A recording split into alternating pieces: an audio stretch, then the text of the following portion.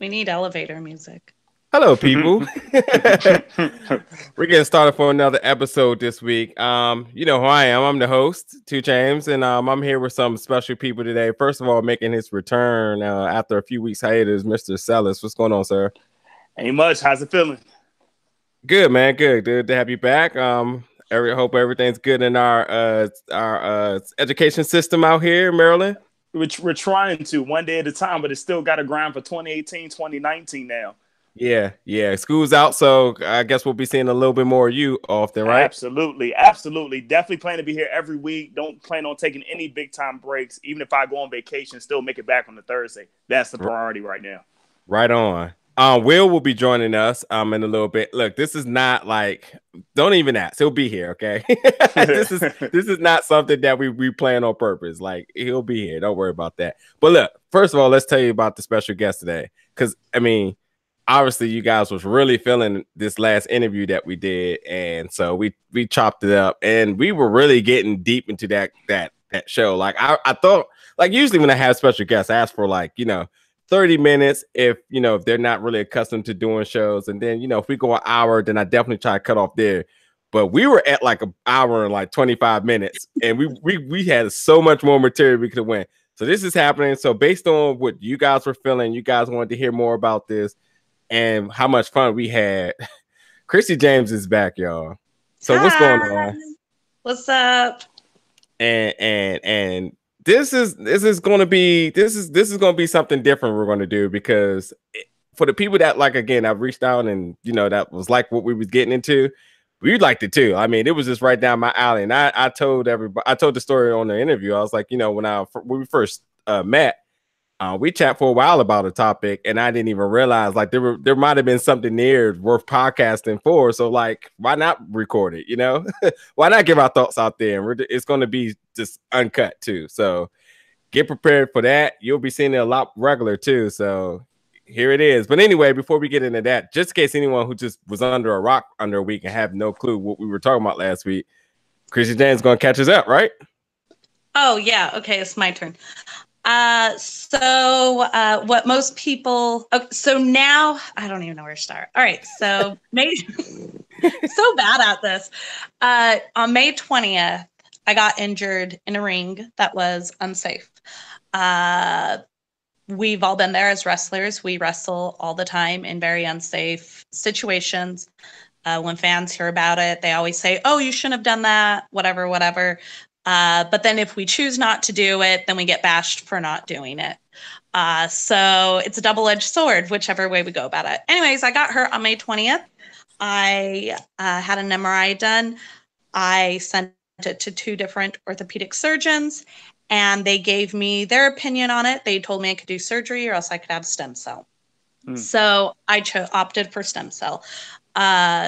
6 to 12 week recovery, opposed to 6 months to a year recovery time.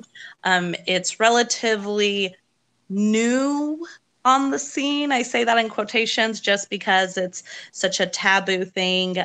No, they're not taking and killing babies to do this. They take a stem cell from your own bone marrow, from your hip every time, and then they inject it directly into your ligaments. So I had my first one 6 weeks ago. Hold on. 3 weeks ago. Oh my gosh. Okay. Sorry, time flies.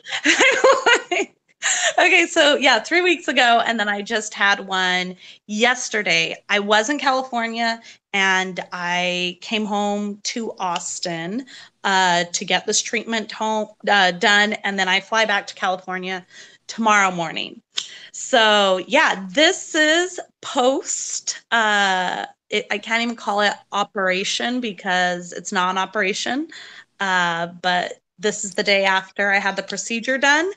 I'm up and walking about. I'm not loopy like I was yesterday because they don't put you under, but I'm terrified of needles. So my anxiety gets so high that no matter what medication they give me, it just subsides that, and I can still feel everything. I'm just a crazy woman.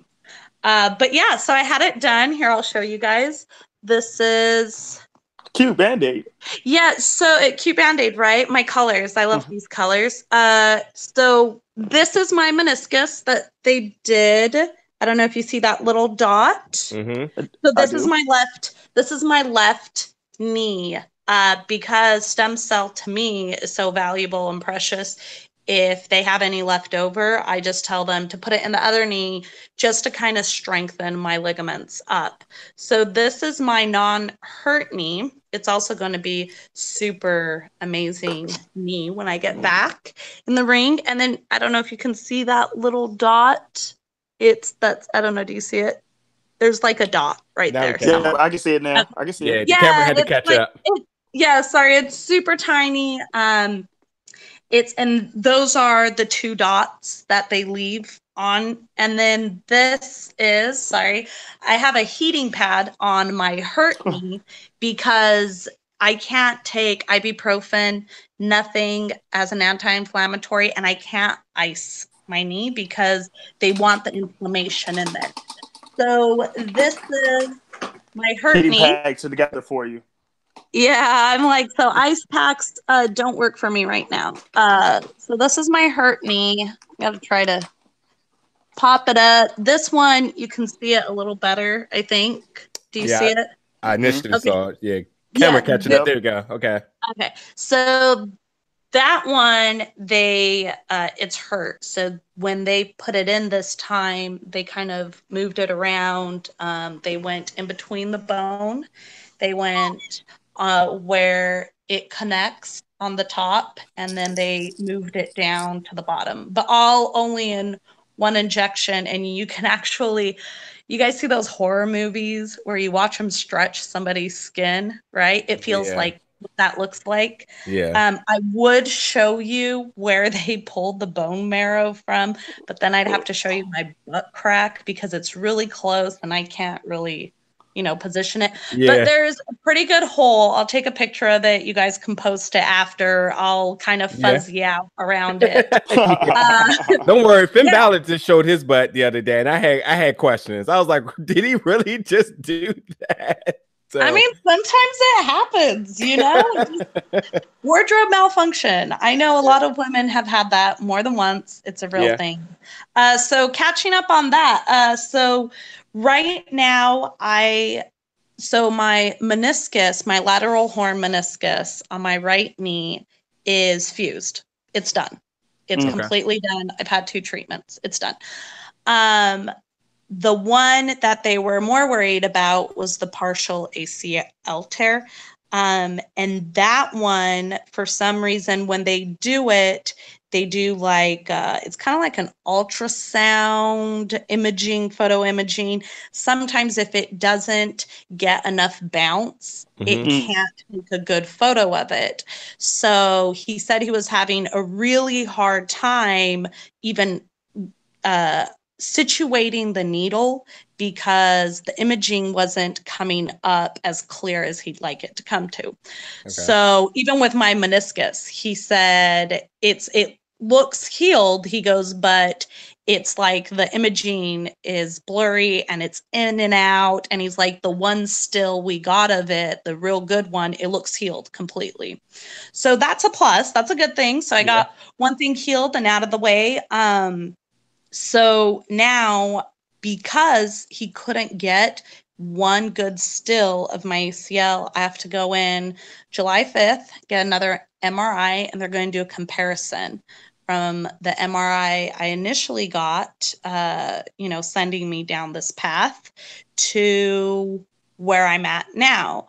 So positives and downfall to this. Everyone's body recuperates different, right? It only took one treatment for my meniscus to be healed, right? Because they were actually injecting the second treatment into my MCL when they saw it was already healed.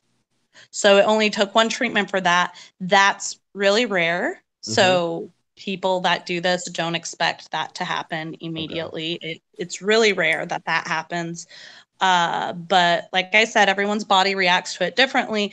So now if I have this MRI and my ACL doesn't show any changes, I will have to go in and have surgery, because at that point, I don't have any more time to be out of the ring without certainty of how long is it going to take, right? So that's the downfall to that. Yeah. The up to this is that I go in there and they can tell me, yeah, you probably need one, treatment left, because it's there's progress, it's healed up to this point. So let's do another treatment. And then at that treatment, they'll probably look at it and say, it's healed. Let's just reinforce it with platelets. So that's where I'm at. Let's see, the bad thing that happened to me yesterday. This is kind of bad. I'm terrified of needles. A lot of people don't know this. I pass out when I do it.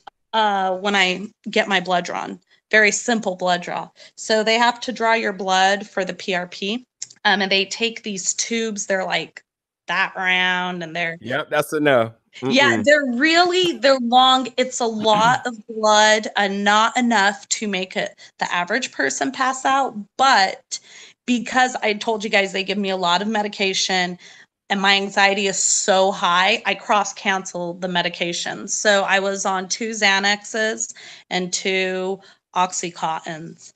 And when they put the needle in my right arm, which is my good arm, man, I have the plumpiest, juiciest vein in that arm, and everyone loves it. They're like, it's like a fountain, right?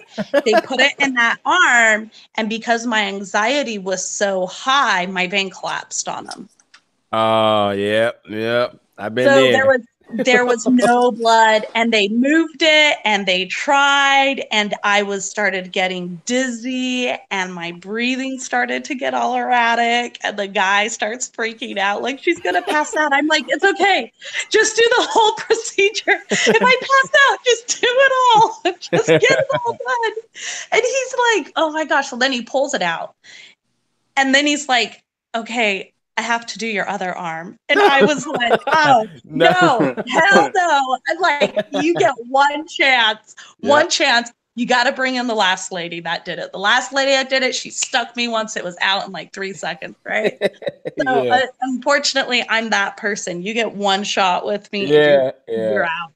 So then the lady came in and she stuck my left arm, and she got it in the first time and filled up 3 syringes, and we were ready to rock and roll. So yeah. And then I came home after I had someone drive me. I came home after that, and it was about 11:30, 12 o'clock in the morning, and I laid down and I passed out, and I woke up at 8, 9 o'clock at night, and I had something to eat, and I passed out again. And then I woke up this morning and I'm just fine, and kind of hobbling around. I've been on crutches for the first half of the morning, and now the second half I'm walking around without my brace. So nice. I saw it over there hanging out on the couch. It's just, just hanging out. It's like I'm here, but I've been walking around without my brace, climbing upstairs, just moving about normal. So I mean, it all points to good in the right direction. Right. But you never know until you get that imaging. So please pray for me if you guys are into that. If you're into voodoo, yes, absolutely. Do a little voodoo to make it all good. So yeah. So hey. Jamal's here, y'all. Yeah. Is he dealing with the Somali internet? That's typically you. So look, so one thing you didn't address is you told me that the drill thing. No, they drilled my hip again today. But this time, okay, so last time you told me, but you didn't tell everyone else. So okay, so they have to drill into your hip to get the bone marrow out, and then they spin it to get the platelets, and to get the stem cells. Sorry. And that's where they collect the stem cell is from your bone marrow, from your hip. That's why I said I wish I could show you guys where it's at, but it's so close to my butt crack. I'm too shy for that. Or YouTube may not allow that either. Right. I mean, whatever. So, no, you guys can post a picture afterwards. I'll send it to you and we'll like blur out every bad thing that people could possibly think of. So the first time they did it, the doctor was like, okay, you're going to feel burning, so they can numb it. And I was like, okay, I feel it. And I'm like, oh yeah, it's fine. I don't feel anything. And he took that as I'm completely numb. Oh, wow. Yeah. So he just started drilling. And when you work out, you have a lot of muscle, your muscle builds up. Yikes. He had to he was already there. He had to finish drilling, but I felt everything. Only the first layer was numb, not the second. This time, totally different situation. He numbed me and then went deeper, and I felt the deeper one, and I was like, oh my gosh, that hurt so bad. Numbed me. Then he drilled. I was wearing my headphones because I didn't want to psych myself out with the drilling noise. Right. So I'm blasting like Metallica. Good call. I'm just blasting some Metallica and I'm like, just go. They have me on nitrous, they're like, hey, I'm going to give you a big boost of it. Just inhale. I'm like, I can't feel anything. I feel so good right now. I think all those medications just kicked in. But yeah, no, this time it went so smooth. I felt a lot better about it.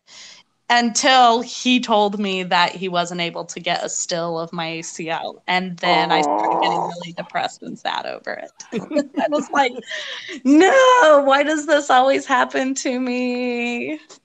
So yeah. So hold on. How come you said he went too deep then? What do you mean? I thought you told me he said he went too deep. They started drilling too deep. No. So like you have to drill deep to get to the bone, right? When somebody has muscle. So the first time he just gave me a surface shot of lidocaine. I got you. Yeah. And then he had to go deeper. Yeah. And then this time he actually hit my bone. I felt him hit my bone when he gave me that second dose. Hell. So I was like, yeah, that was too much right there, but that was perfect. And so. Yeah. So, but it worked out. It was good. Let me tell you, if this works, which it does on a lot of people, but if this one works on me, then absolutely it is just right now knowing that it repaired my meniscus, to me, it's a win. It's a win. Yeah. Right? That's a win for sure. That's a win. That's one less thing I have to worry about them doing in my knee.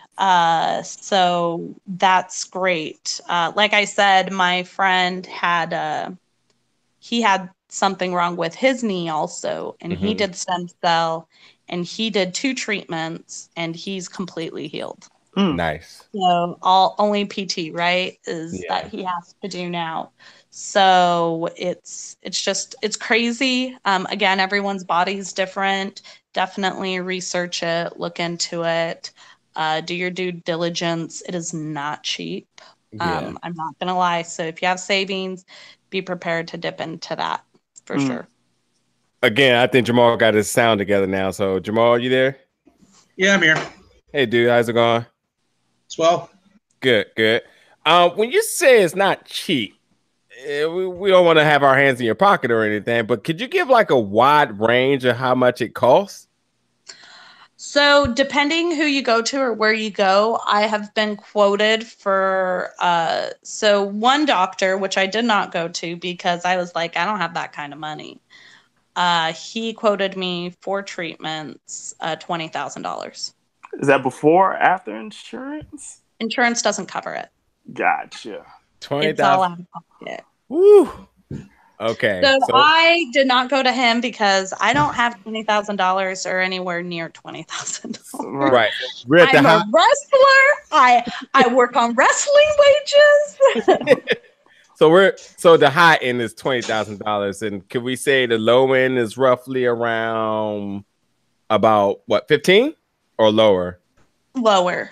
Okay. Yeah, so, lower.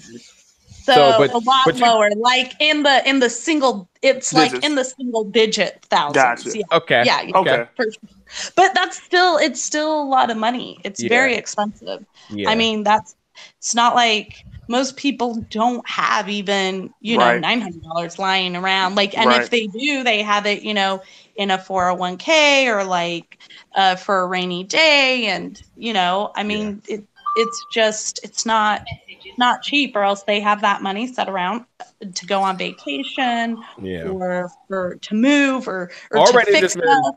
already just been abusing it already. So they never thought a rainy day was going to come and boom, Right. it does, and now they don't have nothing to do. Right. Yeah. Well, I mean, that's the other thing. I was talking to my friend, and he was telling me, he's like, you work for any major promotion, they have insurance, and they have to pay for it. Like, that's what their insurance is there. And I'm like, all right, but that's a major promotion. Like, smaller promotions don't have insurance. And he goes, they should. Any promotion that has a ring and has people wrestling in it should have insurance. But the cruel reality of it is that they don't. And he brought it to my attention that there are quite a few promotions that people have gotten hurt at, small indie promotions that are being sued right now by wrestlers because they have no type of insurance, right? And I understand that we're all subcontractors, right? But if I own a house, I have homeowners insurance, right? If somebody comes, knocks on my door, whatever, let's say he's selling something, right? He knocks on my door, he's on my doorstep, he slips and falls, he breaks his leg, my homeowner's insurance is going to pay for that. Yep. I don't know him. Very true. I don't even know who he is. He doesn't work for me, nothing, right? Nothing. And then, I mean, we don't sign contracts when we go and wrestle for these places. We go there, we get paid sometimes even under $50, which is sad. But yeah, we do. We go out there and sometimes we don't get paid anything. Sometimes we get paid in popcorn or tacos or I love. Wait, can I sign up for that? I'll wrestle for some tacos. I mean, if you think about some of the crazy stuff we do to ourselves for somebody not to get paid and be, and the reason why they're doing it is so this promotion will bring them onto their roster and maybe even pay them $25-$30 is crazy. I have questions. I have plenty of questions. All right. Yeah, I do too. One. Not to reveal your source, but when you say big promotions, because I was always under the impression. I mean, you're talking big. If you're talking about big promotions now, I mean, obviously you're talking WWE, Impact, and maybe MLW and ROH. So, not to reveal your source or anything, but does any of those that I said, do they have insurance? Yeah, they do. Yes. And do you have like an understanding of how it works with them? Is it like traditional insurance? Well, because you're a performer, it's like I know it's got to be like some type of athletic policy that you're covered under. Yes. So I don't know all the ins and outs, but I do know if you get hurt in a WWE ring, they pay for it. Absolutely. So I was always under the impression that they did not have health insurance unless it was something super drastic that they would cover for it. Well, I mean, my thing's super drastic. So I mean, yeah. I mean, when I say super drastic now, I mean, last week or this week, apparently Nakamura is hurt, and I think he suffered like a bite from a canine from an inspection dog. So I wouldn't consider that like bad. But then Tyson Kidd neck injury, I mean, I'm sure they might have covered that. Yeah. So, but yeah. Okay. So now you're being crazy. That's like, okay. So here's the thing. Again, if you get hurt while you're at work with WWE, they pay for it. Okay. If you're not training, or if you're walking down the street and a dog bites you, or you're in the airport and you slip and fall and break your leg, the airport's going to pay for that because they have insurance, right? It's a liability thing. WWE isn't going to pay for that. But so when I talk about bigger promotions, I talk about promotions like The Crash, AAA, Lucha Underground, Yeah. these really big name Progress, like really big ROH, obviously, Impact, TNA, whatever you want to call them now. They change their name like every month.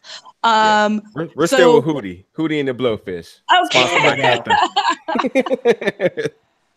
Never die.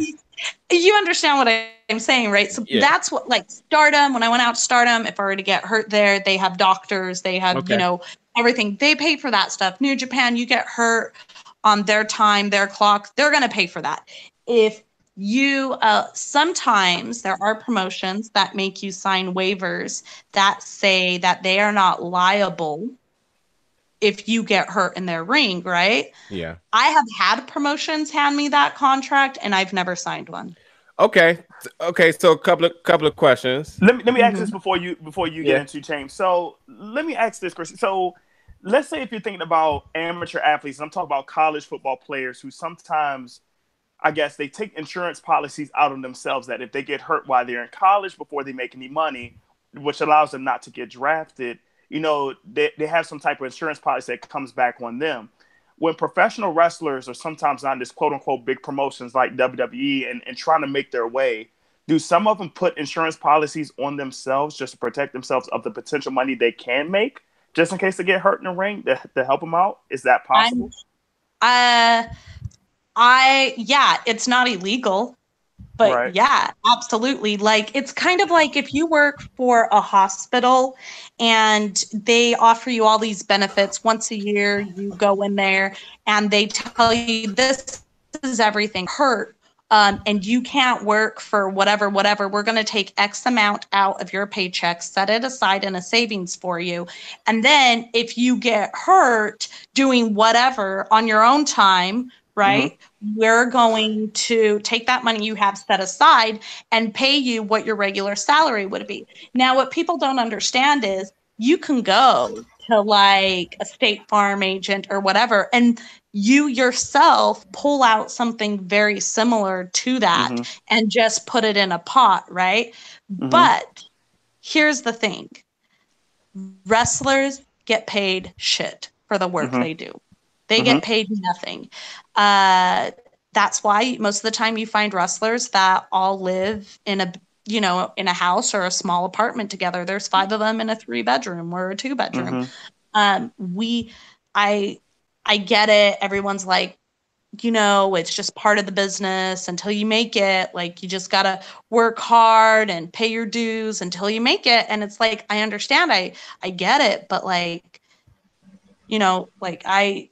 there are wrestlers that obviously work the indies and they make great money and they make a living doing it, and that's great, but it's taken them time to get there. So again, if it's someone new in the business, even 10 years into it, they don't make that kind of money to put their money aside for a rainy day. Yeah. Like that. So you work a promotion. Oh, say you take a booking. And with this being said too, and obviously you have a head on all of this. You sign up for a booking and they say that they do have those insurance waivers there. Is that an initial question you do upon booking, or do promoters kind of stick you with it once you get there and like, oh, hey, I got this? So when you get there, they go, hey, I need you to sign this, right? And they think you're an idiot with a pen. So, well, a lot of people just sign it. They don't even ask what it is, right? Of course, those are idiots with pens. I mean, they're a lot of times the people that just sign them they're just young and they haven't experienced like life, or their parents haven't taught them that you don't sign stuff like that.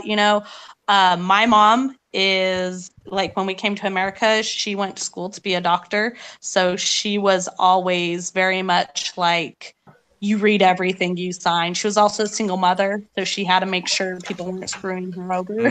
So I learned how to be a businesswoman at an extremely young age. I learned how to like read everything and read people's body languages. I have had some promotions hand me that, and I've looked at them and said, I'm not signing this. And they're like, well, if you don't sign it, you can't work. And I'm like, that's fine, but you still have to pay me. Yeah. Like, like, unfortunately, this ain't my bad. Like, and that's also why I ask for half of my money up front. So I'll ask for half of my money up front. And and most of the time, I've had one company that flew me out, gave me my deposit, flew me out, and then handed me the paper. And I just looked at him and I said, I'm not signing this. There's no way I'm signing this. Like, if you expect me to wrestle in your ring, like, the only reason why you would be handing me to sign this is if you know that there's something wrong with your ring and I'm going to get hurt. Or you know my opponent is legitimately going to hurt me. Like, I mean, I understand they're like, well, no, because if I put a claim on my insurance, my liability is going to go up. And it's like, you're in wrestling. You should expect your liability is going to go up anyways. Yeah. Like, I mean, but then again, there's, I've talked to a lot of wrestling people about this topic, and they're like, well, I mean, we just can't speak out about it because if we do, like, no one's going to book you. And I'm like, that's not true. Like, the crappy promotions that you don't want to work for anyways aren't going to book you, right? But like a good promotion that's going to stand behind their name and stand behind like what they do, they absolutely will book you, or else they'll, and if you do get hurt, they'll definitely find a way to help you. So, and it's not like people get hurt every single day, like major injuries. Obviously, I'm not going to go and tell a promoter, hey, I had to go to the hospital to get stitches, right? Or like something small like that. But definitely, and most of the time when you do death matches and stuff, they have ambulance and doctors there that stitch you up afterwards. Yeah. So it's not like promotions are completely irresponsible, but there are smaller promotions that just don't have anything, and it's kind of like, what do we do now? We're out of work, right? Okay, your promotion can still continue to work. I have no way to pay my bills, so what are you, and they just write you off. Like, who cares? You were here for one show. You're done. Yeah.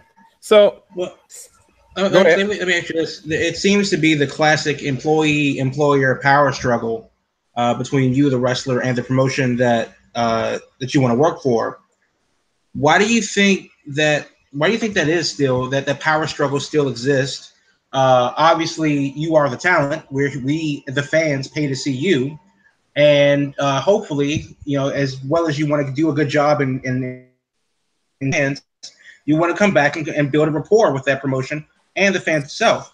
So it doesn't seem to be an amicable split of how the power is disseminated between the employee, the wrestler, and the employer, the company. But it doesn't seem that there's a shift in that power where wrestlers could, or we always hear about people talking about bringing up like the brass ring and making more of yourself and stuff like that. But it never really seems to happen outside of a few random cases. Why do you think that is, where companies can get away with stuff like having very limited insurance or limited liability insurance and stuff like that, or none at all, or making people sign contracts and for terms of work, or not providing workers' comp or something like that? They do it because they can get away with it. But it seems to be on the wrestler to walk away from that and refuse money. But why do you think that still exists, though? The reason why it still exists is because wrestlers have this idea in their head that we grew up, a lot of them grew up watching it on TV, and they're like, wow, man, I want to be that superhuman. Like, I want to be that, right? And so that's what they want. And there's just so many wrestlers out there, more men than there are females out there. And they always constantly have to be fighting for a spot. And the promoters, sometimes, not always, not every promotion, but sometimes promoters see how many other wrestlers there are out there, and they know that if this dude isn't going to work for them, they can find someone else cheaper, younger, dumber to do it. And if it's going to put more money in their pocket, then they're going to do it. Right? And that's sad, because there is so much great talent out there that you don't see a lot because they're not willing to do that. So most of the time that talent gets kind of locked up. So it sounds like to me, like the most important thing here is that within this community of all you guys being private contractors is that there needs to be a lot of networking going on. And knowledge needs to be passed along, because I mean, I can sit here and say now that if I know a younger talent, under 25, because obviously after 25 you have to come off your parents' insurance in the US. That you need to make sure that before you work any promotion that you do have your own personal insurance just in case. And I don't think it's a problem if you can afford it, or if you have a job that. And let it be known too, there are part-time jobs that will insure you. I know UPS is one of them. So if you can get insurance to protect yourself, and you want to be risky with some of these promotions that make you sign these waivers, that you need to make sure you protect yourself. And not only that, read everything. And not only that too, talk to some of your peers and say, hey, this promotion got great flyers or got a lot of people that's worked there, but does it work for me being who I am at this age and what my situation is? Because like you said, if they can make money off of the situation, they will, right, at your expense. But the other problem is too, because this business is really cutthroat, and it's all about the now and what's new now and what's going on now and what you're doing now. It's also wrestlers even good wrestlers will take that cut or will take that risk because they want to stay relevant. They want WWE to look at them and be like, wow, look how many followers they have, or wow, they can bring this to us, or they're still relevant, or, people really like them or whatever. So a lot of wrestlers will take that risk and, have to, and will work for these promotions because they want to stay relevant. And see, that's another thing. I've learned very quickly in a very short amount of time that WWE is going to hire whoever they want. They don't care. They hire bodybuilders, models, they hire YouTube people, they hire whoever you want. So there could be someone that is an amazing wrestler and they just don't have that many followers, but they're everywhere and they're not certified yet. And WWE will be like, well, we can build that. So this guy is out there busting his ass. Can I say that? I don't know if I can. So he's busting his butt out there, right? Well, you just changed it. You said you can say that. I know, because I got scared. No, you're fine. You are fine. We're doing this. Keep it going. YouTube, but now the video is ineligible for YouTube. I'm just playing. So he's busting his butt out there day in, day out, grinding, risking his life, getting hurt, potentially even working while he's hurt.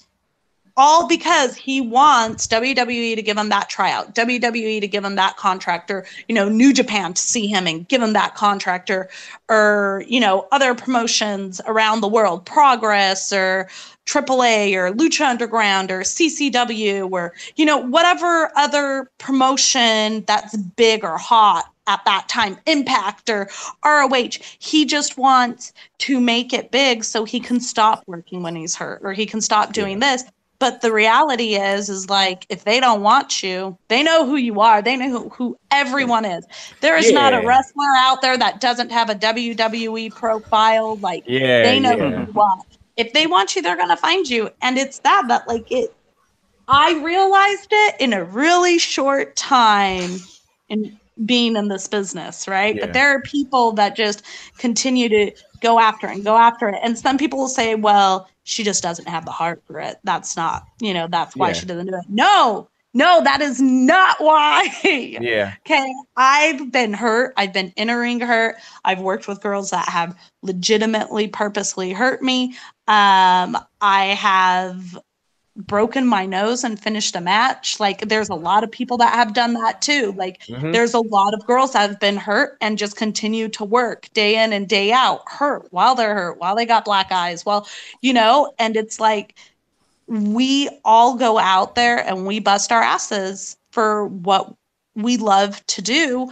And I feel like that, there comes a point, I think this goes back to what Jamal was saying. There comes a point when is enough? Like, when do you decide you're done and you're ready to quit? Like, when is it? And like, unfortunately for me, that time is not yet. It is not today, my brother. Not today. But, like, it's a very real thing. Like, if we could just get a little more help, we can get a little more appreciation, a little more love out there on the indies. It'd be good. So I did notice you. I do remember you earlier. You mentioned Crash and AAA down in Mexico, and then I'm watching simultaneously Impact is on, DJZ is on, and I just thought about his like really grooming injury that he had in 2017 last year. Yeah. So thinking about something like that, obviously didn't stop him. Obviously, he had to be covered for that. I mean, because God knows if he had that injury at mom and pop's indie promotion, that who knows what it went after that. I don't think probably. Yeah, I don't think it gets any more severe than that.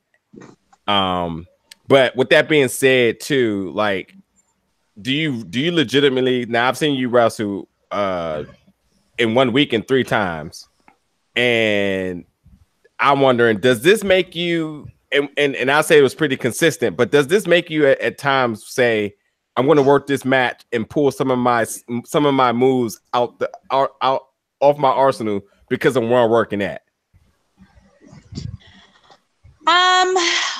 If whatever I am going to do is unsafe, then yeah, I definitely adjust what I do for the venue I'm at. Because if it's going to be unsafe and I know I'm just going to get hurt, there's no way I'm going to do it. Like, that's, no way.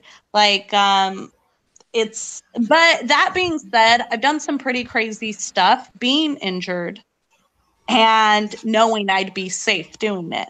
Okay. Like, I threw a clothesline and I hyperextended my knee in Mexico, and I was on a 14-day tour with the Crash, and we of course the Crash took care of me amazingly, awesome. They even told me, we'll keep you on the tour for meet and greets, you don't have to wrestle, still pay you. Like, the owner of the Crash is amazing, like 100%.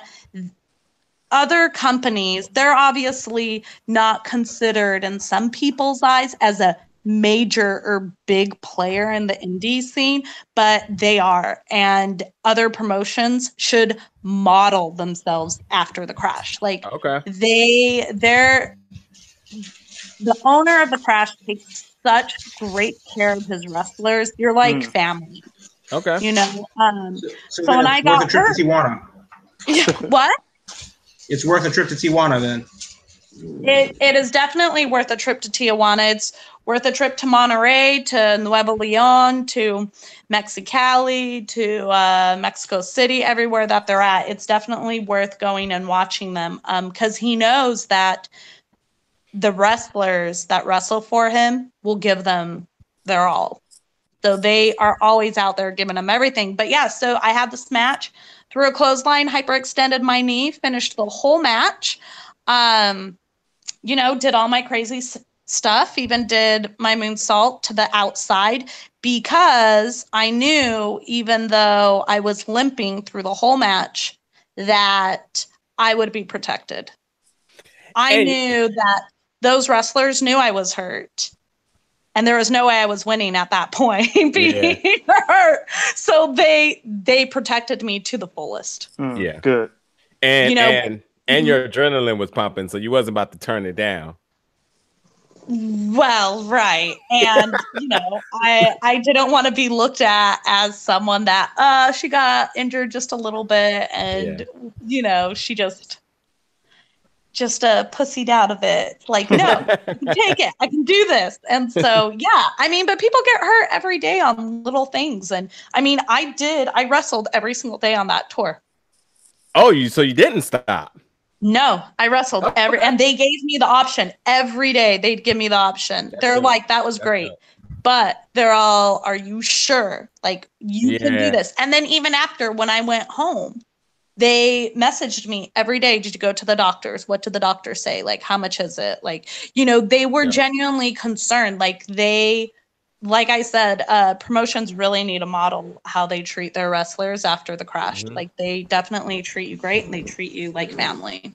So I'm not really familiar with insurance in Mexico, but I don't think they have any, but I think like a lot of promotions, at least the promotions I've worked for down there, they cover their wrestlers. So what about have you worked in Canada? I'm sure you have. I haven't. Can you believe really? That? Yeah.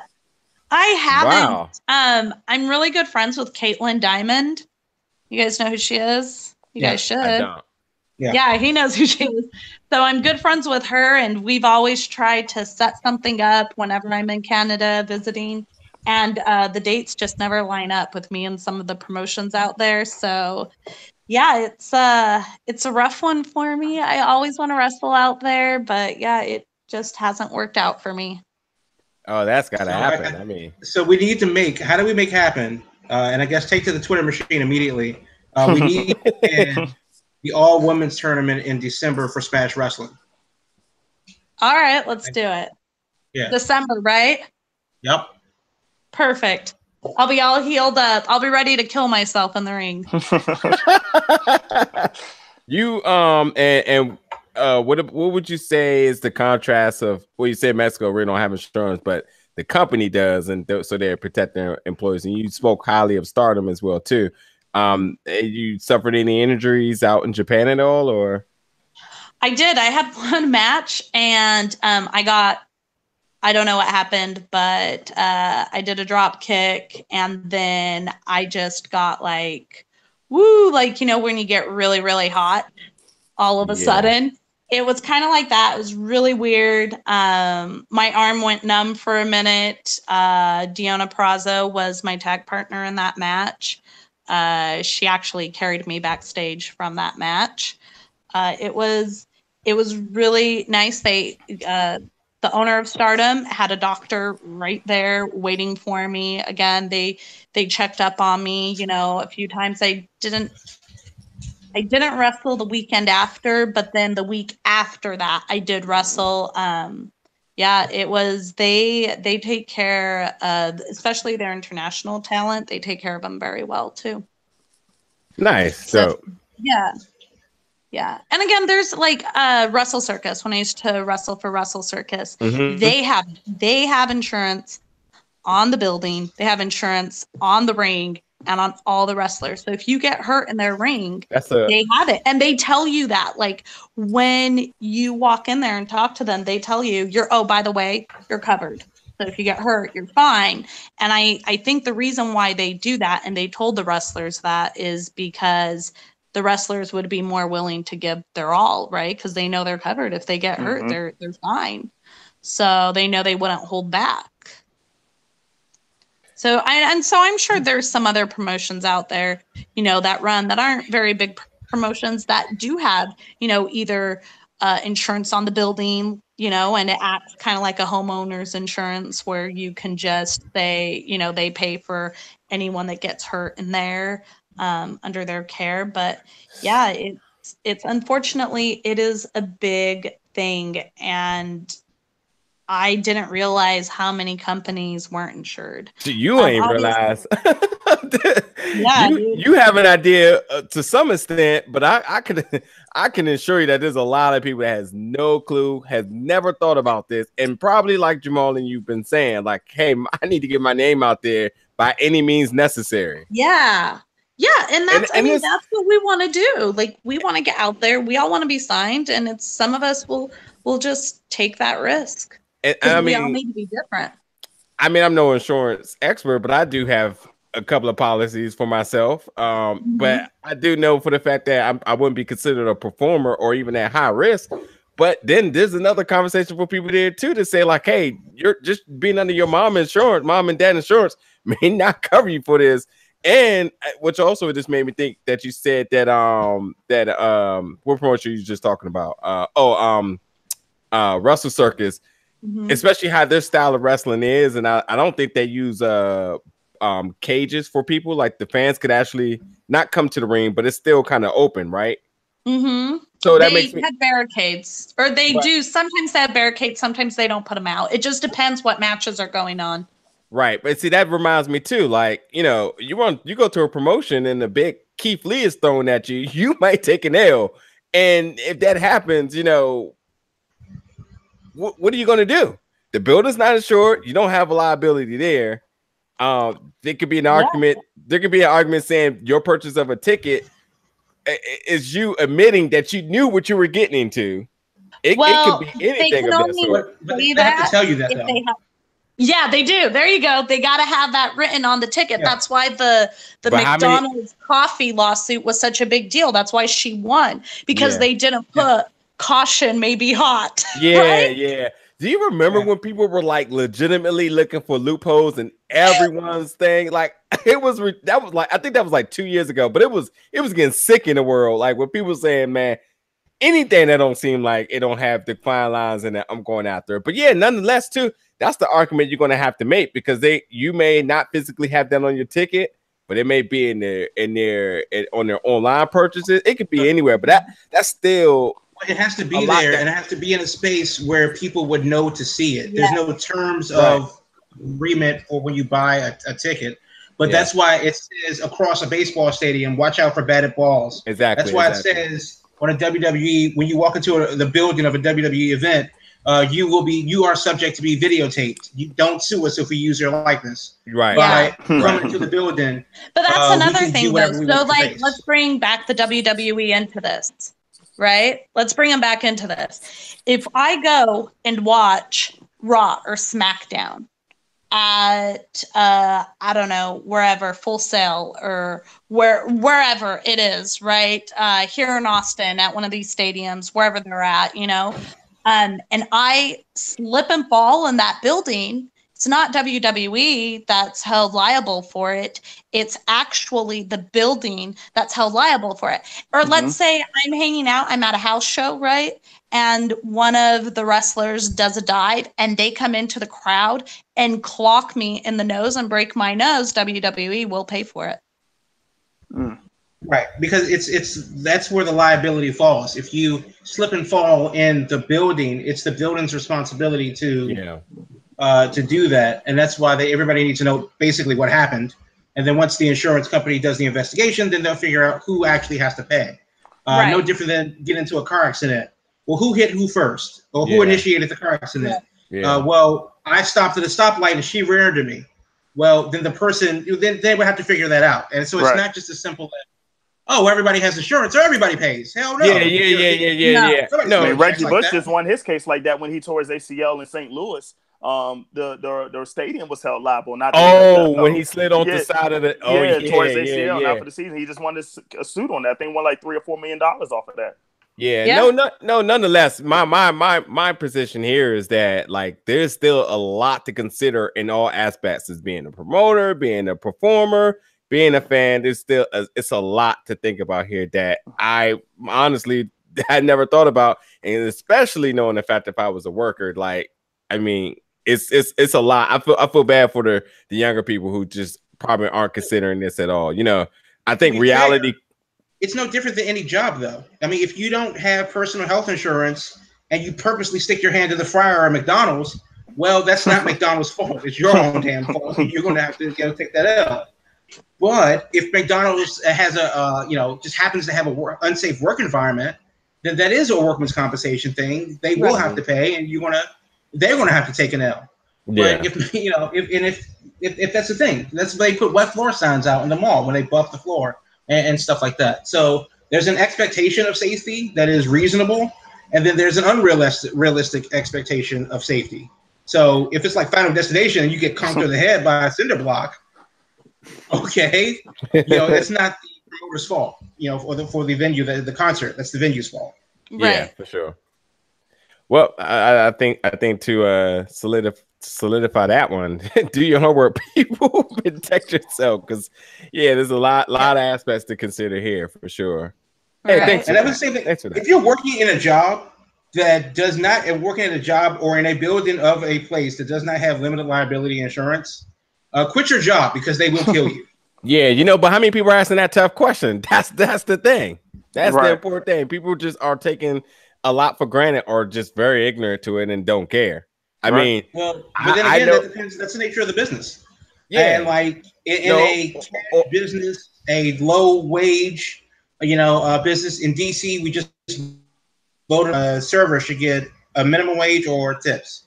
Some of those people with Obamacare and the Affordable Care Act, you have to have some form of insurance or pay a penalty on your taxes.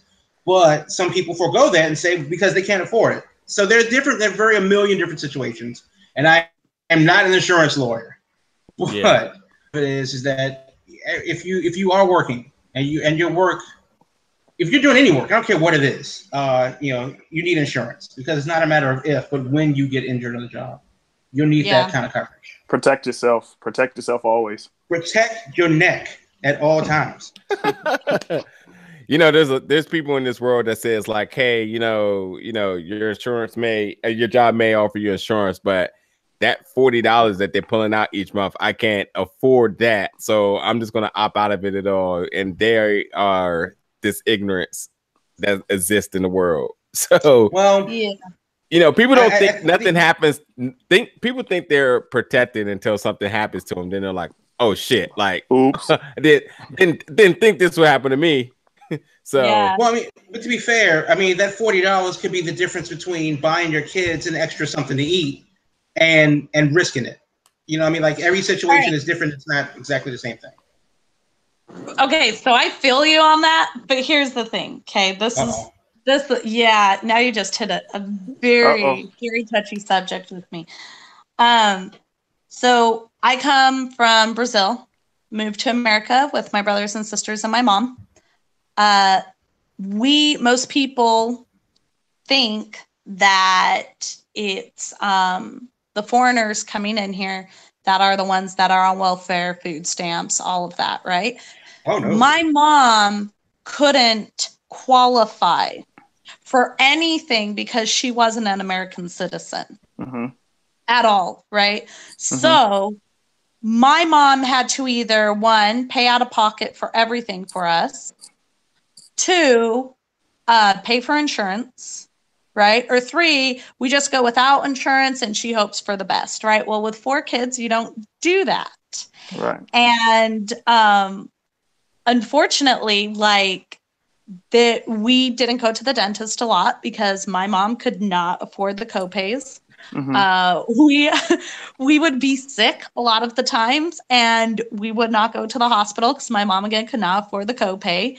But that being said, she also worked a lot. We worked with her a lot. You just find a way to make ends meet, right? Again, she was a single mother. We were young. We probably needed somebody watching over us, but we didn't have that. My sister watched us, we didn't speak very good English either. There's the other thing. But she would go to school. She'd go to work. Sometimes she'd take us to work with her, right? We'd clean houses and we would just make ends meet. Like we were forced to. And now with Obamacare, the laws have changed of welfare a little bit now.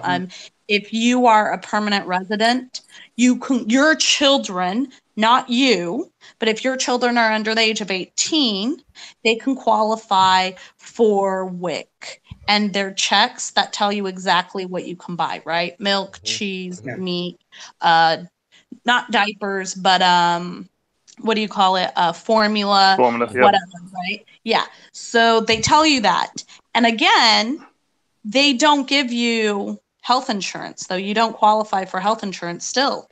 you have to be an American citizen to qualify for that. So because of Obamacare, if you can't get yourself insurance and pay for it, you are subject to a what is it, $300 or $500 fine per person in your house. Yep. So Something trust like that. me, there is something you can do to find that $40 to pay for insurance at your work. And because there are other means of your kids being able to eat. You know, there are a lot of parents out there that are irresponsible and they do not, you know, they do work hard, but there's always something you can do. And they use that excuse of, I'm working my hardest, but yet you see them hanging out with their friends, buying beer constantly, buying cigarettes. I'm like, you're $5 for that pack of cigarettes. $10. Literally, if you wanted to, I don't smoke, so I don't know how much it is. Me Right? neither, but I know it's ridiculous. Okay, but even if it is $10, $10 even more. You can, if you say, well, I want to take my kids to a restaurant, $10, McDonald's dollar menu. There you go. Your kids can have cheeseburgers every single day for 10 days. Yep. You know what I'm saying? I would like, recommend that. but I know, I understand that, but I'm just saying, like, it's just an example. Like, you're buying beer and stuff, and you're buying cigarettes, or you're buying whatever. You want to buy yourself some brand new Gucci shoes and live like these whatever movie stars, famous people, right? Whoever, and you can't even, but then at the same time, you're bitching and complaining that your kids can't eat or you can't pay for insurance. Speaking my language by working in the school system, $200 pair of Jordans, but can't have a pencil or paper to write with. So it go figure, Dude, you know? Okay, so I understand. very much. It's like when you have children, like, you definitely have to make sure your kids are taken care of, right? Because you made that choice, right? Your kids didn't make the choice to come into this world. You made that choice. Obviously, people mess up all the time. There's kids that live on, they are foster children. You know, they are mixed up in that system. And it's really, really sad because a lot more horrible things used to happen in the past to them than now, because we have laws and certain things that should be protecting them, but sometimes it falls through the cracks and it doesn't protect them. But, like, even so, like, there is always something to be done. I have a good friend of mine. I'm pretty sure she's going to listen to this podcast. Her name's Joy. Hi, Joy. Hey, Joy. I'm pretty sure she's going to listen to this. She's a lawyer now. She came from... Hook us up, Joy. Her dad was, just did not want to be part of her life. And her mom was an alcoholic. And she had brothers and sisters. And she just did not come from a very, in those families that they say, oh, they're put together, at least they have, at least they think about that. She came from a family that did not think about that. She worked and went to school. And when she was able to work when she was younger, like she told me that 1 year she did like a paper route, right? Just to make enough money so she could buy her little brother shoes or something like that. Like and now she's a lawyer. Like, there are people and kids that when you're hungry, when you're cold, when your clothes are too small, if you need something, you're going to get it. You're going to find a way to get it either way. Either you're going to work for it, you're going to steal it, or, you're going to get it. Like, you will find a way to get it. You'll get it. Your parents will get it for you. Somebody will get it for you. They'll always, where there is a will, there is a way. Speaking of Will, that's the first time I've heard that line before. Hey, Will. What's up, Will? Coming in late tonight, doing a late run-in with you guys. How's it going? You're solving the world's problems here, it sounds like. That's what we do here, BGB. I think we're just talking about the world's problems. And now we all just got a little too deep off the subject of wrestling. I came in, I'm like, darn, Christi Jaynes is cutting a promo here. No. All right, well, I'll hard turn to another conversation, but hey, we can talk about whatever. We got time. I'll probably cut this up into 2 episodes or something. First part is insurance claims, and who knows? We'll talk about this anyway. Whatever. We're still on good time. Shoot straight from the hip, no pun intended. Oh, Jesus. What were you about to say? Wow. Well, let me ask you this, Christi, because it doesn't matter what Marcelo said right now. I didn't even hear him. Again, that's why it doesn't matter. But if you are an aspiring wrestler, you're 16, 17, 18, you have the itch, you have the bug, and you know that that's what you want to do, and nobody's going to tell you differently, what would you say to that, impressionable youth that's destined to, make it in, at least try to make it in the business? What did you say the last part? What would you say to that person that's trying to make it into the business? I would definitely tell them absolutely follow your dream. However, stay in school. Get a backup plan.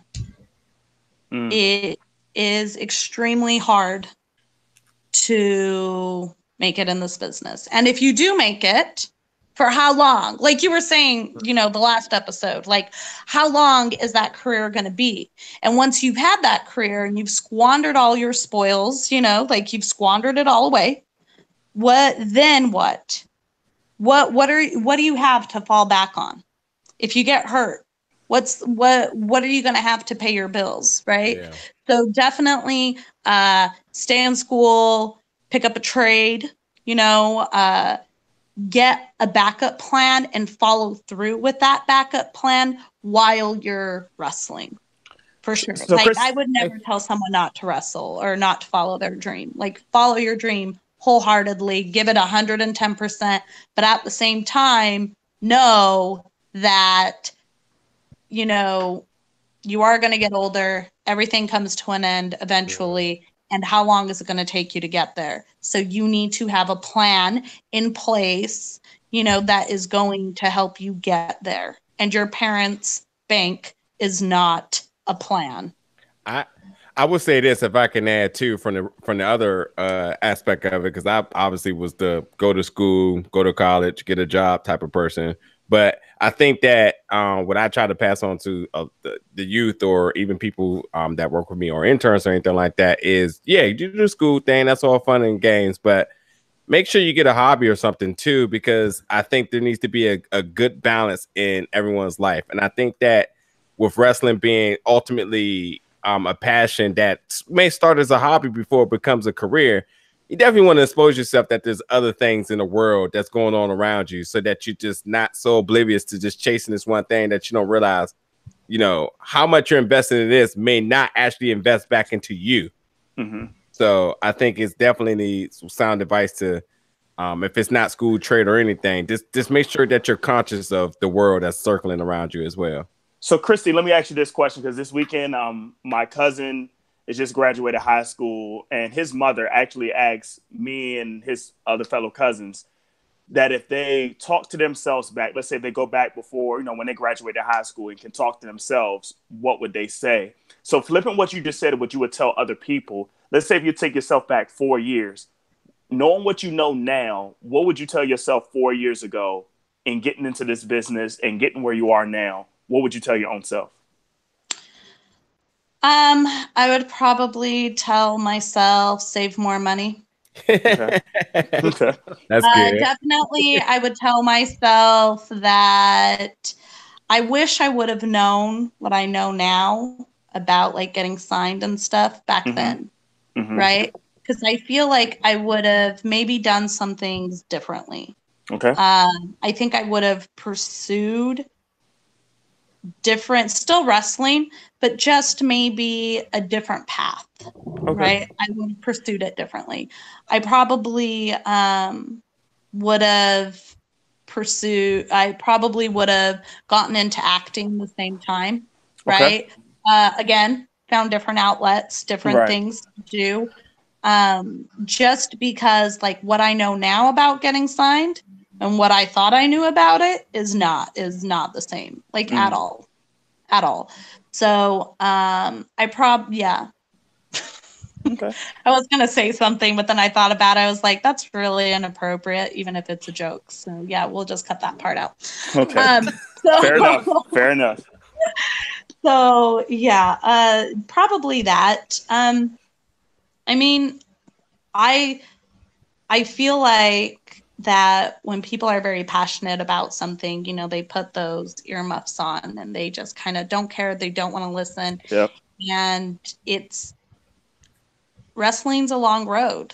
Like it can definitely be fast, but then you're very fast lived in NXT or WWE, right? But it's a very long road, especially now since WWE is expanding and there are so many people now that want to be wrestlers and are constantly trying out. And then, you know, you're not just in competition with wrestlers, you're in competition with the whole world. Yep. It's the whole world. And it doesn't matter if they're a wrestler or not.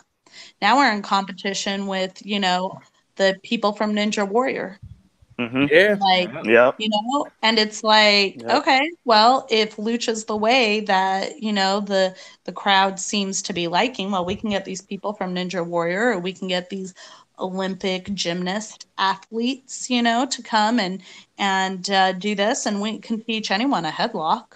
Right. I don't even think they do headlocks anymore in women's wrestling, right? So yeah, that's the thing. Like they're just like, oh, you know what?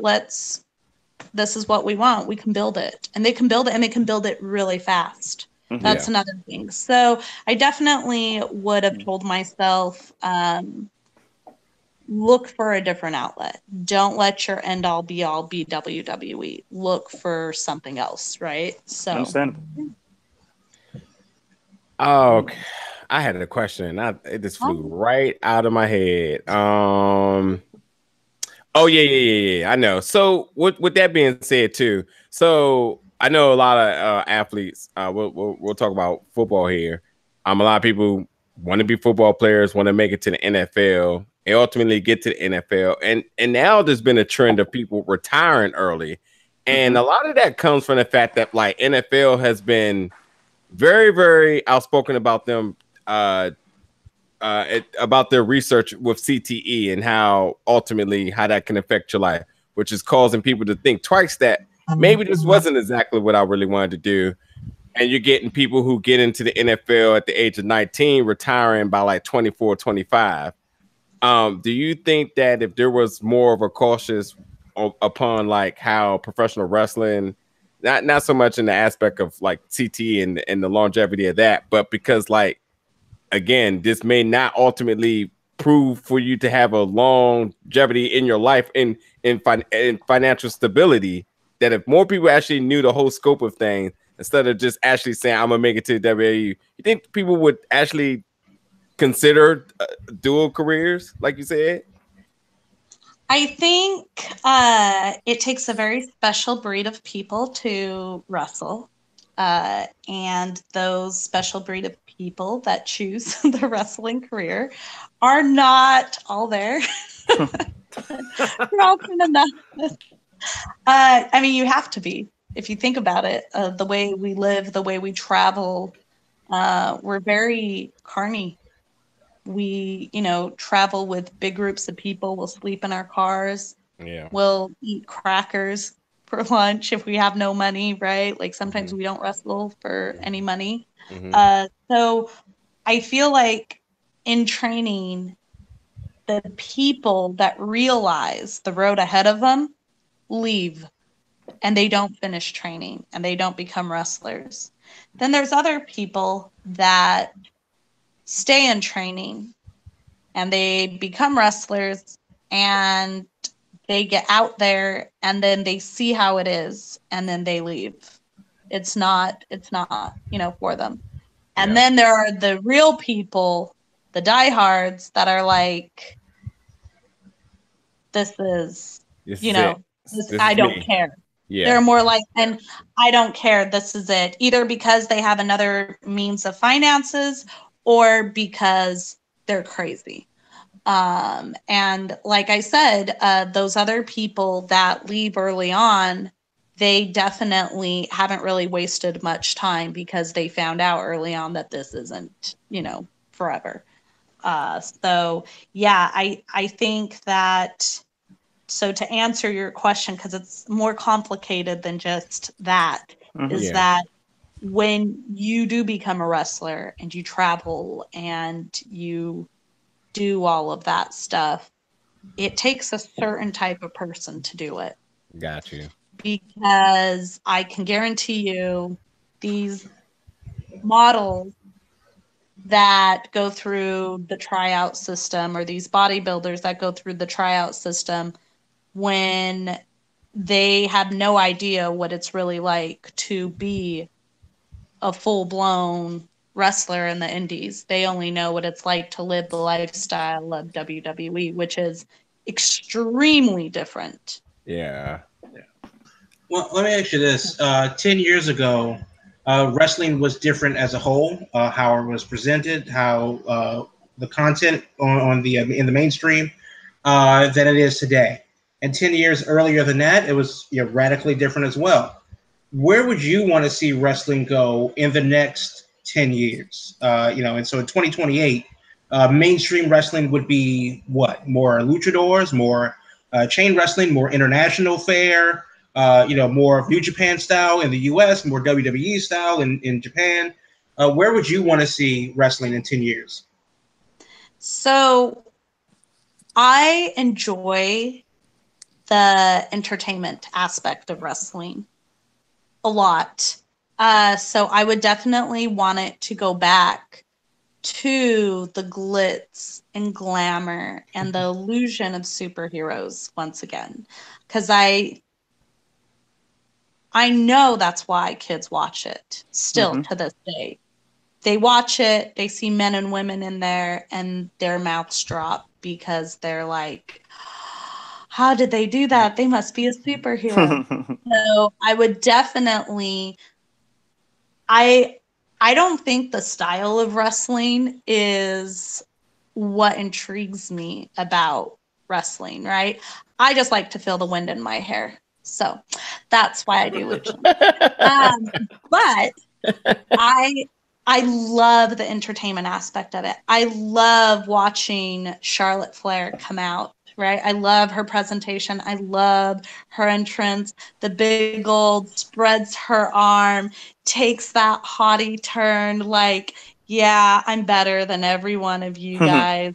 I have done it all, right? Like, I love that. I love watching Bayley run down, all hyped up, like, yeah, we're going to get this. We're going to do this, right?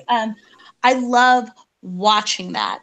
Like, I love the entertainment aspect of it. That's what drew all of us in when we were younger, is that these wrestlers are superheroes. They are larger than life, right? Yep. Even Ronda Rousey, like watching her and, do her stuff and do her thing in a professional wrestling ring and outside of one, it's kind of like little girls look at her and they say, wow, she's a superhero.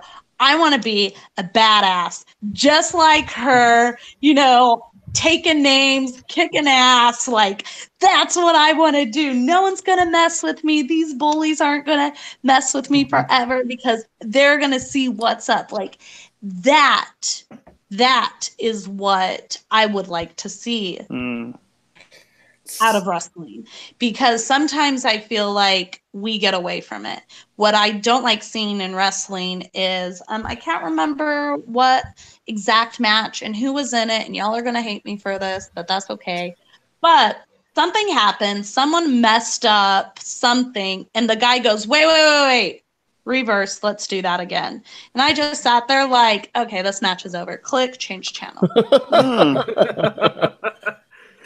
Broke you know the what fourth I'm saying? wall too Like, much. yeah, I'm like, no, we're done here, right? Like that's not why I'm watching this. I'm watching this because I see that story and I am like, yes, like that is awesome. So that's what I'm more about. I'd like to see more stories. So yeah, you bring up Ronda Rousey because I definitely want to talk about her tonight. One being the news that she will be considered, or it's being rumored that she's going to be one of the extra DLC characters for the new WWE 2K19, which means if you pre-order it, not only do you get Rey Mysterio, you get her as a special downloadable character. And along with that too, something came out earlier about an interview Sasha Banks had about her perception of Ronda Rousey has changed. At first she felt like it wasn't fair, and now she's all for it. So my question to everyone, and obviously we'll start with CJ, is that like Ronda Rousey is arguably the biggest star UFC has ever had. I mean, her name on a pay-per-view automatically negated who she was fighting, but everyone was going to see. Like, I watch UFC all the time, and I still don't see Buffalo Wild Wings, which shows it for free due to sponsorships. I never see it packed like it used to be before. I mean, if Ronda fought at 10 o'clock, you had to be there at 6 in order to get your seat, and it was no one cared who else was on these cards. And I mean, there was monstrous cards with like legends on it, and no one cared. The conversation was about Ronda Rousey. Now she's in WWE. She's not even, it's not even a question. She's the biggest star on that roster. But ultimately, considering everything we talked about today about doing the work, the dedication, the setbacks. I mean, a lot of the women on the roster have worked Shimmer, Rise, and all these indie promotions out there in order to make it to WWE. But Ronda Rousey, being the biggest star she is, has jumped the line. She's in front, just without a doubt. I mean, or it could be up for debate. Could have seen one of whatever you want to consider. But do you like what do you think about the effects of Ronda Rousey being in the professional wrestling world now? So this goes back to what I was saying, is that my perception of how I was going to get signed with WWE was when I first started compared to what it is now. They hire who they want, when they want. If it's going to make them money, dude, smart business move. Hire them, right? They're hiring bodybuilders. They're hiring people from, Ultimate Ninja. That one little gymnast girl got hired. Yeah, I can't hear her name come out. Yeah. So it's kind of like, okay, well, what? It's unfair that she wasn't an indie wrestler. She didn't pay her dues in the indies, right? Like, okay, but what about all these other women that are on your roster that just got signed because they had a model tryout, right? Are you going to bag on every one of them? Like, was Alexa Bliss ever an indie wrestler? No.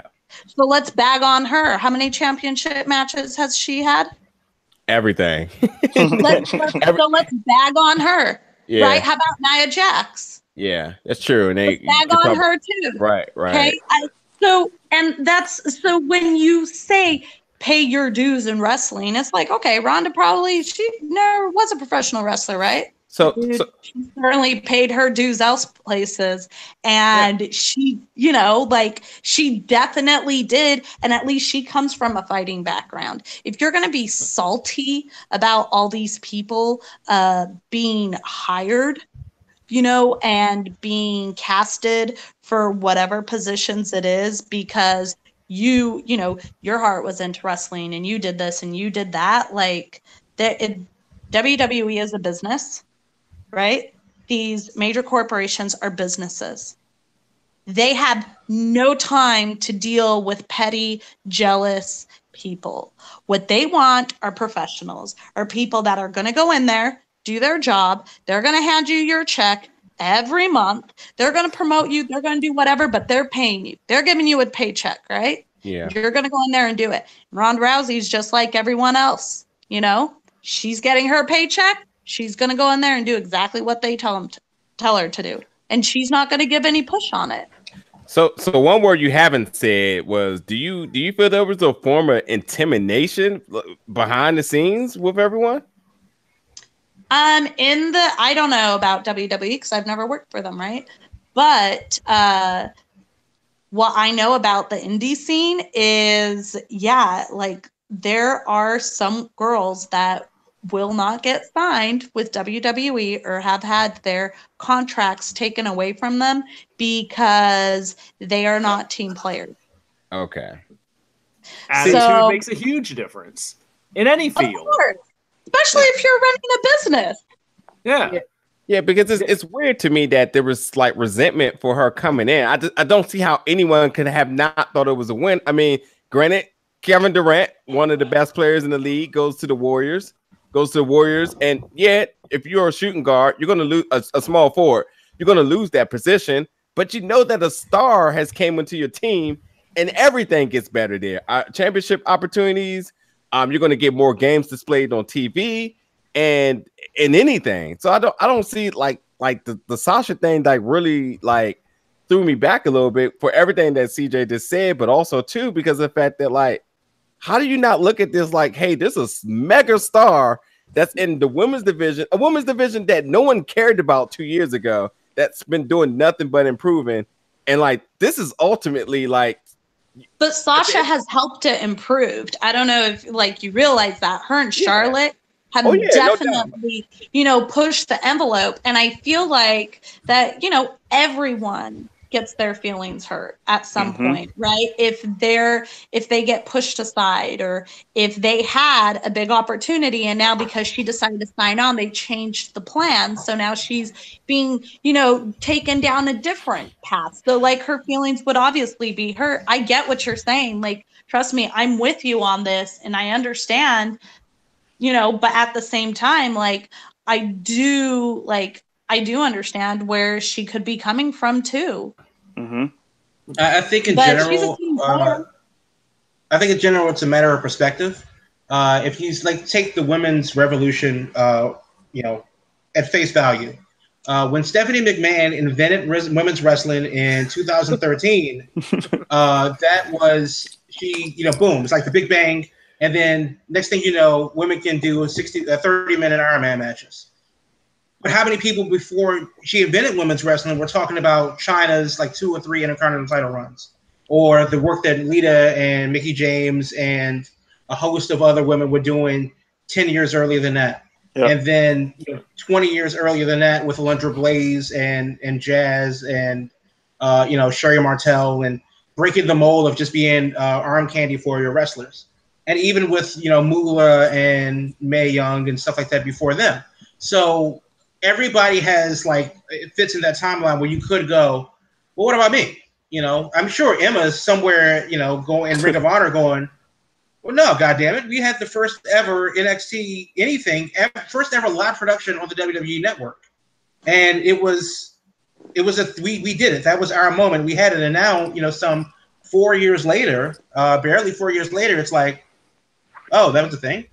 So I think it's a matter of perspective. And I think a lot of people lose perspective from a business sense, personal, opinions as it comes to like fandoms and stuff like that. And it's easy to get lost in like a wave of perspective. And you can say everything else. How many people say LeBron James and then go, well, Jordan fans go, but we did that already.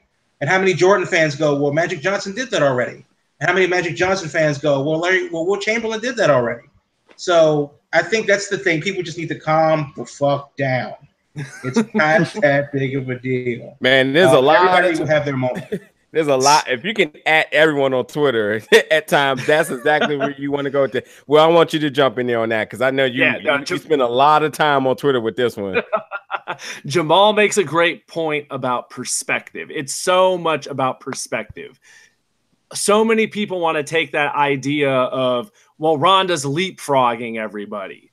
All these girls have already been there and they've already put their time in, and she just comes in and she's leapfrogging them. And it's like, you got to think about the big picture. She's a former Olympian, former UFC champion. She has a level of fame coming in there that nobody in that company except the very tippy top people have, and probably even surpasses most of them. Because, I mean, let's just look at what she's done since she's gotten there. Any match she's had, anything she's done there, boom, it's on Sports Center. Nobody else is pulling that kind of thing. So it's like, okay, yeah, you can be initially frustrated with it. You might not like it, but if you're working there, if you're one of those, if you're Charlotte, if you're Sasha, if you're Nia, who just got to work with her, any of them, it's like where you want to be is on the other side of the ring from Ronda, because all eyeballs are going to be on you then. You're going to have more eyeballs on you in that situation than in any other situation the WWE can put you in right now.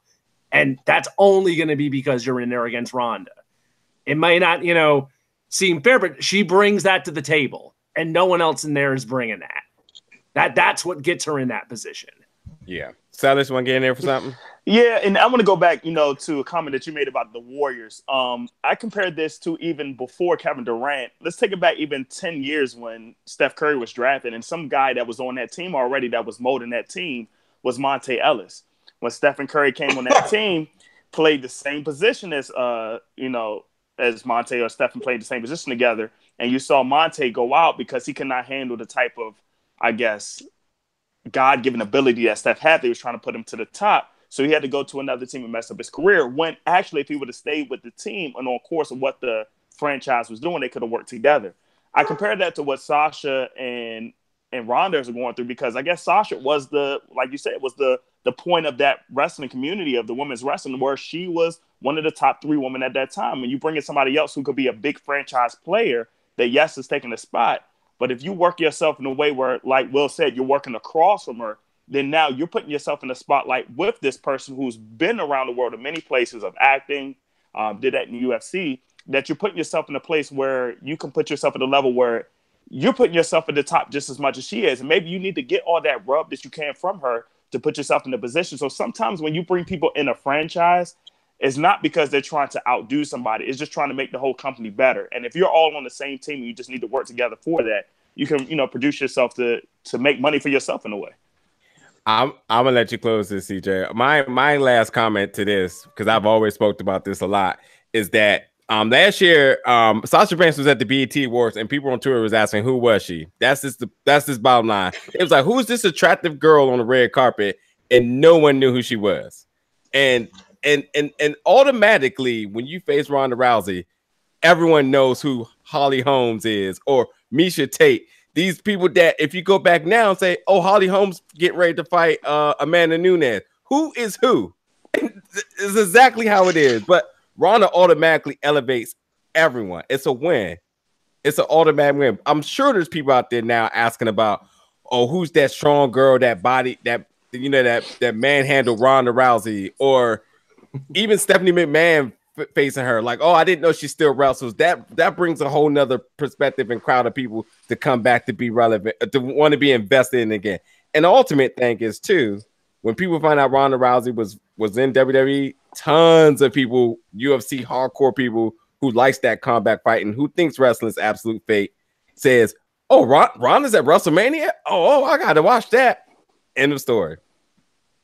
So I think I think everyone needs to look at it in the fact of, like, I understand that she could be mad. I think like you say, CJ, it's a realistic feeling, but it does take some time for you to understand, like saying like, yeah, maybe I was in my feelings and salty about this, but hey, ultimately we're all winning right now. Like, this is a thing. This is a movement that we're all a part of. So I think in general, wrestling. In general, wrestling is one of those things where you can't get comfortable. You must reinvent yourself. You got to keep working on your craft. There is no glass ceiling because it's open. There is no limit. The only limitations are in your own mind. So whatever that thing is, whatever you think that you need to go. If they bring in Ronda Rousey, I don't care if they bring in a damn grizzly bear and put a dress on and say that's going to be the women's champion, then so be it. But you have to do better than better, and there's always a way to move forward. So just keep doing that. The floor is yours. Oh, I actually was going to say what Jamal just said. So thank you. Cut the promo for her. Yeah. The other thing is, too, other UFC fighters, to the ultimate conversation that we've been talking about all day, and part of Ronda Rousey's reason of leaving UFC is, hey, why am I about to get my face beat when I could go make monies or monies in movies, or I can work WWE who can still have me being physical on a day-to-day basis. I'm protected in a better manner than getting my skull beat and bleeding everywhere. And right. still, I'm dying to see the 4 horsewomen against the 4 horsewomen. Bring it on. And look, and all these other top UFC fighters, Kat Van Zant and I can't think of the other person's name. These people are campaigning like there's no tomorrow to get in there. I mean, they're calling out anyone. Like Kat called out Becky Lynch, and Cyborg was like, "Oh, Alexa Bliss, you need help? I got you." Like all these people now are like, "Please get me in WWE." I didn't even realize this was another journey that I can take to make some money and still live. Yeah, well, what they don't realize is that they can still get hurt. Yeah, all day. But you know what? They're bad. Their bad girl mentality is like, oh, that's Powerpuffs. We can do that, and that's where the reality of wrestlers are saying like, well, can they exist in our world? And I think Ronda isn't the first, obviously, to come from MMA to wrestling. Right. But as a woman, she definitely proves a legitimate path for transition that a lot of people are saying like, okay, we can do it. And as much as they like to discredit Ronda for, getting beat her last 2 times, look how much they envy her now for doing this. From her being bullied day in and day out and tacking on her depression, now look at them. Now everyone wants to jump over. It's incredible how things work out sometimes, right? It's the business. I'm super proud of her, though. You can't take nothing away from her. She's really worked hard to get where she is now. So definitely, just props to, for her and anybody that goes through that same route. Yeah. All right. We talked a lot. Next time we'll talk about intergender wrestling. Yeah. We didn't even talk about that. Maybe we'll throw in a little customs in there too. Yeah. Oh yeah. Ooh. Yeah. That's a conversation we'll get on. Well, if it's not live, we'll definitely cut it and we'll put it out at some point for sure. Right. So, I have to ask a question before we go, and just because you're Brazilian, have you ever been, or what do you think of the Brazilian churrascarias in the U.S.? Okay, good. Well, let's put a pin in that. No. This is good. This is a good one. So there are some really good ones. My godfather, when he came to America after many years after us, not many, but a few years after we did, and he opened a churrascaria called Rodízio Grill. It's in a few different places. There's one in Dallas. They're all like franchised out now, except for 4 of them that are still owned by him. But the interesting thing about Brazilian food is it doesn't matter where you go. If it's made by a Brazilian, it always tastes the same. There is not different spices you can put in our traditional dish, feijoada. It's not like, Cajun. Depending what spices your parents put in it, it's a different type of gumbo for everyone, right? In Brazil, it's not like that. Feijoada is made a certain way, and that's what it is. So for the most part, I've been to quite a few of them. My favorite one in Austin, Texas. Sponsor me because I will eat there every single day for every meal. It's called Estancia Grill because the owners are from Rio Grande do Sul. They're gaúchos.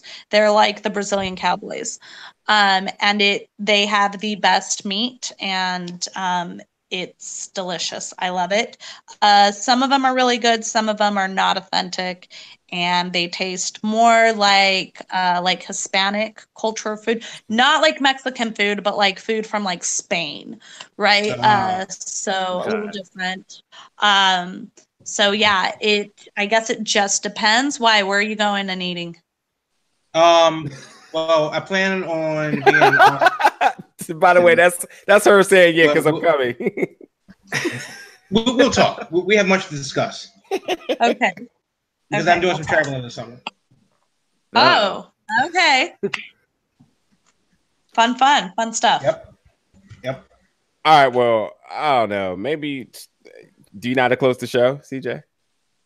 I don't know how to close the show. You close it. I don't know. I don't like talking to people. I You're just here.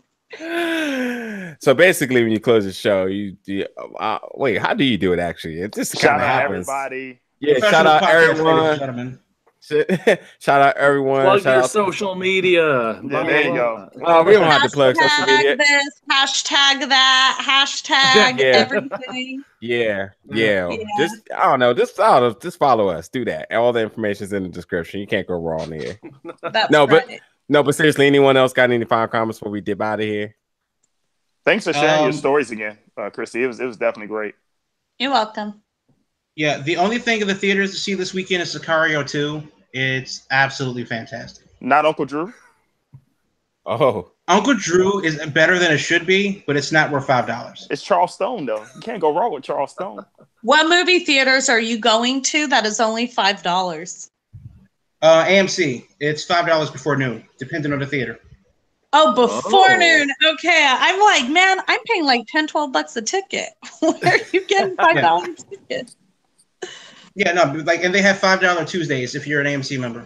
Yep. Regal does something on that for $5 on no $6 now. I think it's Tuesdays or Wednesdays for Regal, but yes.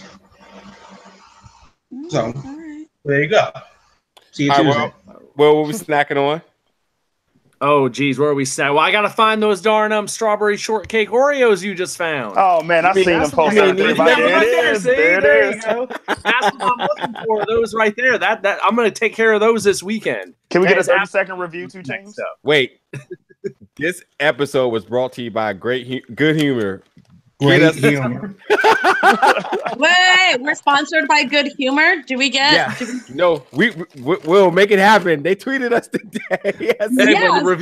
When the review goes out, you know I'll be tagging everybody in it. So yeah, we'll tag everyone. I just need a couple of boxes of Oreos. There you go. That's what I'm waiting to try right there. I haven't got them yet. So this weekend, that's my goal for the weekend. Other than going to Ring of Honor is seeing those. They are I magic. wanted to try the thin ones. You know, the real thin ones. Oh, we had them. Oh no, they're not good. Not worth the money, huh? Okay. No. Yeah, we had those. I think right now just the Pop Rocks, Cherry Cola, and these are like worth like magic. Unless you love avocado, and those are absolutely horrendous. Man. But apparently Oreo gets kind of crazy with their flavors. They get kind of out there. They have been lately, haven't they? They've been getting some crazy flavors going on. Oh yeah, for a while there, Pop-Tarts had some crazy flavors going on. Still do. They're coming out with Jolly Ranchers, still all this stuff. That's crazy. The Jolly Rancher ones weren't bad. They were kind of okay. Really? That sounds like cavities. Yeah, they're definitely sweet, but they I don't know, they kind of worked. They were better cold than they were warmed up. Yeah, my favorite Pop-Tart is the brown sugar cinnamon ones. Those are tasty. That's the classic. As a classic. Those are tasty. I don't like the s'mores though. S'mores, no. No, it wasn't. I wasn't. See, I'll agree. It wasn't too good. The strawberry one is it tastes like cavities too. But yeah, that brown sugar, man, delicious. Oh. I said, anything for you to plug, man, dude?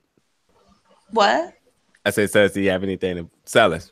No, I'm good. No, I'm about to say, shake your head is not an answer. No, I'm good. I'm not plugging anything tonight. I'm good. All right, Christy, go ahead, say something. Oh, thank you guys for tuning in and watching us just be crazy and talk about random stuff that you guys probably don't agree with all the time, or probably like, what is wrong with these people? But you know what? That's why we're here. We are here to bring the heat, because it's getting really hot, and it's not the heating pad on my knee. It's just getting hot in here right now. Follow us next time. And again, you guys know where to find me on social media. And for all the updates on my stem cell, you guys tune in here.